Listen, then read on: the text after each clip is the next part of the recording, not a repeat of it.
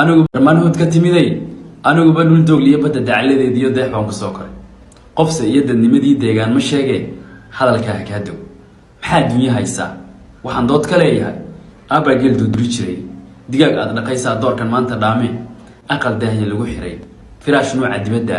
dahab dhowr garaam dusha adiga kuu suro dadka sooliyadoodii oon doonba wada helin kol hadday diyaar tahay wax kalood u doodaa waa dambiyo ogsoona in adeer gabar diiqiyo lagu doono digaagad ka daaweynayo kowdhe ukun soo daldashaa iyo dooro soo baridaaba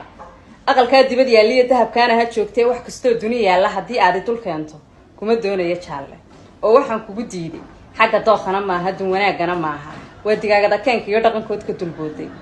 waxaa jooga duleedka kuwa doolarka haysta fardihii igu dooni badhna geelu dareero anoo deeqda ilaahi iyo quruxda ayni siiyey gayaankii la dul jooga nin digaagada raaca wallahi laabtu ma doontoo daralee ma jeclaado waa su-aalada aweyne shimbirtaad igu dooni huunna waan dumanaayay ma dad baa hanti moodoo reer adduunyo u siiyo hablahooda ku doona waa cajiib